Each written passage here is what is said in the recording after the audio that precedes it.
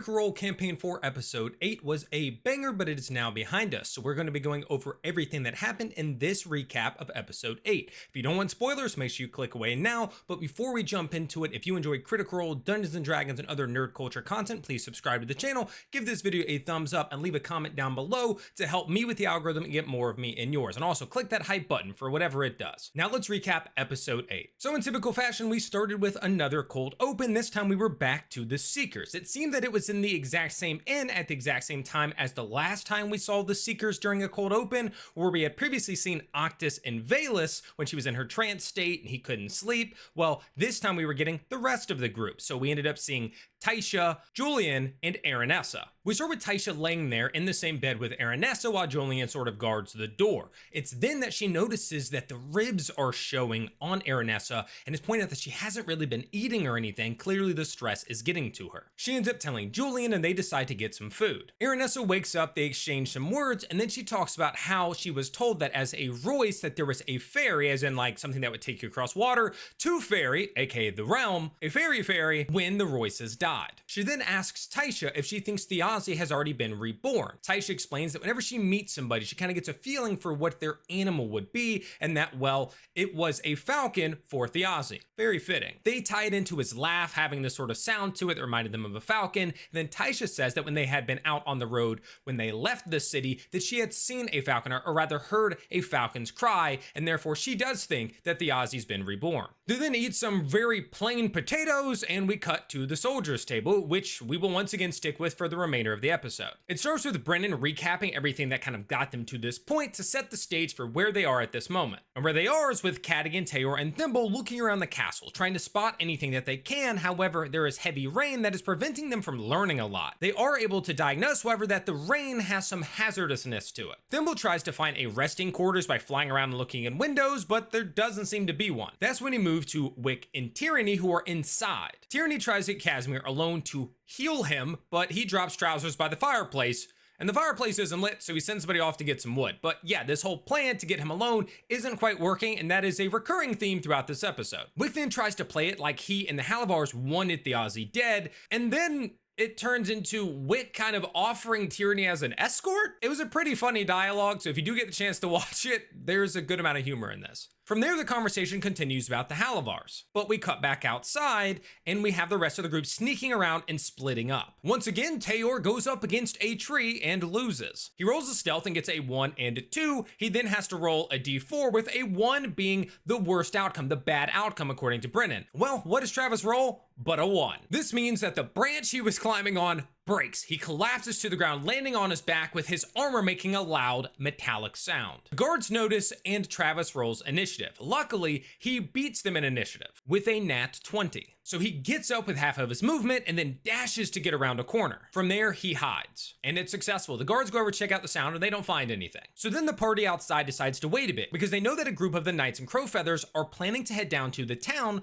to tell the town about the new Baron of Sloke as well as the doubling of taxes. So they're waiting for the herd to be thinned. We cut back inside to Wick and Tyranny once again trying to get Casimir alone. And it fails again. This time, Casimir picks up on it. He's like, why the heck are you trying so hard to get me alone? You think I'm stupid? I mean, he lays into them and it is fantastic. And he lays into Wick so hard that Wick ends up casting Thaumaturgy and screams help. So yeah, initiative is rolled. Then it gets a little finicky because Tyranny asks if she could have cast Suggestion before that, and it wouldn't have really made sense, but Brennan's like, yeah, okay, I'm not going to allow that, but I'm going to be nice, and he makes all the players look at him and say, look, I'm being nice. I will allow you to roll with advantage on your initiative. And well, she rolls an nat 20 and she ends up going first and casting Suggestion anyway. He doesn't end up rolling with advantage or anything against it, which I can't remember off the top of my head if that is something you would do if they're hostile, because I would have considered him hostile at that point. But either way, he fails the save and she basically suggests that he stays in here alone with her. Wick then tries another deception and fails again. So Casimir's like, no, you're here alone. You don't have a bunch of people behind you. I think you're acting on your own, not with the Halavars. I don't trust you. And basically takes his guards at the suggestion of Tyranny and says, take him outside, all of you go outside with them and put your blade to his throat, and if anything happens to me, kill him. Of course, allowing Tyranny to stay inside. It's around this time that outside, Cadogan causes a distraction, sending Wulfric to spook some horses. The horses end up breaking free of their stable, and then the pack mule chases off to, of course, defend the horses, and so they all go running off, which then leads to more of the knights and Crow's Keepers chasing after them, once again helping to thin the herd. Because if they would have fought them initially, there were 17 enemies in there, and we'll find out later that these knights were very difficult. So this would have been a TPK, or a situation where one of them goes down or dies, and then they surrender. This is what was said in the cooldown. This isn't just me speculating. So Sam ends up having Wikander cast Friend on the guy with the sword to his throat. It works. He tells him like, hey, let's, I'm a noble and blah, blah, blah, blah. But then one of the other guys steps forward and is like, yeah, no. And he ends up putting his boot on the side of Wikander Halavar's head, pushing it down into the mud, and says, if I die, at least I got to put a boot on a Halavar's head. A fantastic line. Then inside, Dr. Finger, aka Tyranny, aka Whitney Moore, ends up giving her first name, which isn't, of course, her first name. She says, Jezebel. Yes, Jezebel Finger. We then get Cadogan trying to be stealthy outside, but he fails. So now we get initiative. We're back into initiative. And this whole situation at this point has been like semi-controlled chaos with how much inside, outside, outside, inside, initiative, out of initiative. I'm casting this, I'm doing this. It has been pretty chaotic to this point, but they have thinned the herd. Tyranny ends up going first and casts Hold Person on Casimir, and he fails. This is a huge moment. Cadogan then goes and has this epic moment where he climbs up onto the parapet. There's a guy up there. He takes him, he throws him over his shoulder off of the parapet. Very cool cinematically. But the important part is we go back into Thimble, who flies down and stabs the paralyzed Cadogan in the eye. The eye narratively, but not mechanically. This, however, is a missed opportunity because when somebody is paralyzed by a Hold Person, of course, you're going to get advantage on attacks against them, but also if you attack them specifically from within 5 feet, which he did, you get an auto crit. Her sneak attack with an auto crit would have been massive, but they didn't give an auto crit. Not for any mechanical reason that they stated or were aware of. It seemed more like they just forgot at the table that she should have critted on that hit, because that could have potentially been like a one shot on him. We then go outside. I'm not going to do a whole play-by-play of the combat, but we got to see the first Daunting Roar, which is a Leonin ability, the Lion Folk ability that Teora uses to cause fear to enemies within 10 feet. Then we finally get to find out what that rainbow egg that they had received from Olbud, that's the gnome that was in the tower. What does that egg do? Well, it's a random chance, it seems. Tyranny decides to throw it down. She then rolls a D100, gets a 33, and a giant squid appears. However, it ends up being like an illusory giant squid. Then things turn for the worse because Wick ends up getting hit. Not only hit though, he gets hit and then critted. The hit alone knocks him down to 9 HP. His max is 20.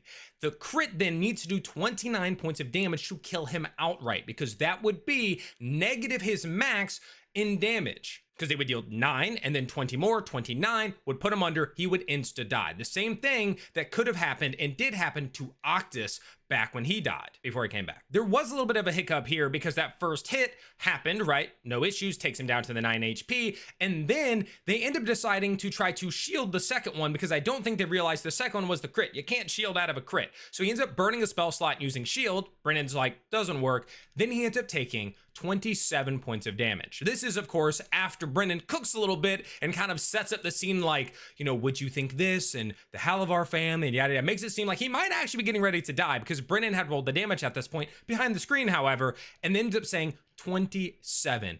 Wick was 2 points away from insta death, but he survives. And that's when we are introduced to some homebrew rules related to dying. So basically, as long as they don't have a failed death save each turn, they can choose to give out an inspiration. However, that means they will need to continue making death saves, but they can keep doing it. So it's kind of like you keep risking failing one, but you can give it an inspiration until you do, or you can just choose to stabilize. We then get some amazing lines out of Casimir talking about how he was fed this idea and fought with the odds, was told to wait, but then is like, hey, if you don't know that it's actually coming, don't tell people to wait for it. Which plays into the fact that is alluded to throughout this and towards this and the end, that he did this because he was on the right side and he just kept being promised a better future. And finally he said screw it when he was offered by somebody else, aka Zakonis, an actual better future for himself. So he took it. Now, throughout this combat, we see Laura diving in, being a swashbuckler rogue with fancy footwork, landing attacks, flying away, missed attacks from Casimir trying to attack her, things like that as they head up the stairs. It's very cinematic if you think about it. She's diving in, he's chasing her up the stairs, she's diving in, getting out, they're going higher and higher up the stairs.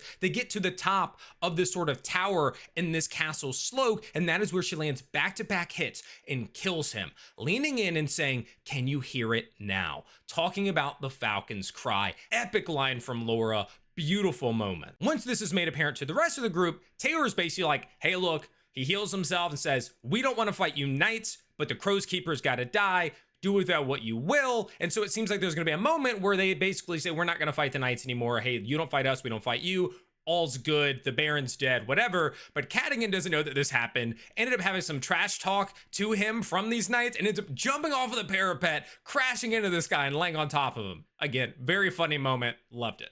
But then the knights surrender knowing that the Baron is dead, and we cut to break. We come back and Tayor ends up healing Wick, and then we meet Sir Copsewood and Sir Finch, who want to know if the Halavars are going to claim the estate. And Sir Copsewood wants to die because he failed his oath to protect the Baron. But they're all like, yo, the Baron sucked. He was a terrible human. Like, don't die for that. And they ultimately don't kill him. Like, he's raising a sword to them saying, like, go ahead and finish me off. And they're like, we're not going to do that. Sir Finch seems like he's kind of on the right page and he's a smart guy. And then Sir Copsewood is just like, everything's miserable. I hate this. We get some backstory about the knights. And then there's a lot of uncertainty about whether they're going to take the castle or who they're on the side of. And Wick ends up giving the knights 60 gold pieces because they're supposed to have like payment for doing this and all that sort of stuff, and he wants them to be compensated, so he gives them some gold. Once they finally get a moment a little bit alone, Tyranny to Wick is like, why did you scream? Like, why did you yell help? Wickander then opens up, talking about how he feels like an outcast and that he has decided that he wants to try to find the rot in his family and disinfect it. But is asking like, but what are you guys doing? You know, like kind of, I think, getting a feel for like, what is your goal? Does it align with this? Will you help me? Like, there's just some uncertainty about the future, but he now knows what he wants to do. Tyranny then suggests that they play it like a group took responsibility for this whole thing, but not necessarily them. There's a suggestion of making it like the torn banner from Tyranny, but the group's like, no, let's not do that. They end up taking the cloak off of the now dead Casimir,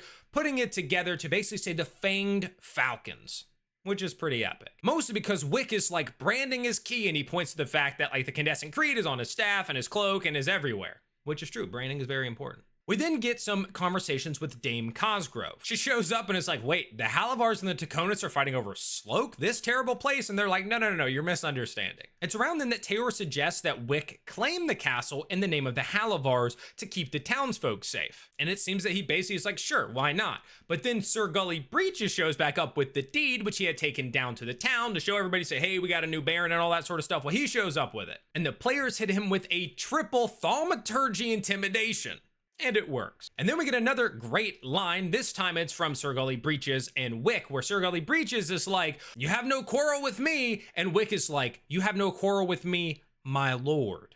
Ooh, showing I'm the boss here now. You're going to refer to me as such. Then he's told to go off and also to strip of his armor by Tayor. And he's like, what? This is like very expensive. And the idea, which we learned later again in the cooldown, or maybe at the end of the episode, is that this was kind of his way to show that he's wealthy, and they took it from him. They end up talking to Cosgrove for a bit, and that's when Cadogan talks to Wick and recommends that they give the castle to Cosgrove. Give it back to the people. Cosgrove has been here for a while. It's been in her family to be a knight defending this place and all of that. And so ultimately they do decide to give it to Cosgrove. And then of course there's that banner they put up about the Fanged Falcons living on. Cosgrove recognizes it, knows about Thiazi, and remembers stories of Thimble. And it's kind of a full circle moment because they've given this to her, and then she brings up that her life was saved by the rebellion when she was only 17 years old. Oh, and we also met the NPC Tom Holly, who was just an absolute hoot. He's one of the other knights that shows up. After that, they decide to head down to the bar, if you want to call it that, down in the town, and they notice that one of the horses is missing, which they quickly say,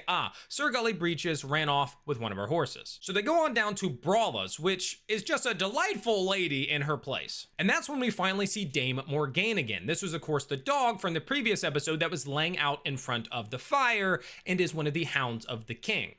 They explain everything that's taken place. They then introduce her to Dame Cosgrove. She licks and bows Dame Cosgrove, and it's another little cute scene. It's around this time that they spot Sir Gully Breeches running across the field with what looks like a giant pack with stolen stuff. And then Hawkins, the massive hound, comes running out and tackles him in the field, his head being in a puddle where Hawkins stands on his back until he drowns. It's intense, but really cool. Hawkins is a very proud dog. Love the personality of this guy. They find out that the caravan that had gotten Sid potentially split at a crossroads. The group that they saw with Univir, the cousins of Taconis, were of course there. They know that that group went there, but the ones with Sid went north towards Tibris Lee. And I will say, Dame Morgaine and Hawkins, maybe two of my top characters of this so far, up there with Olbred.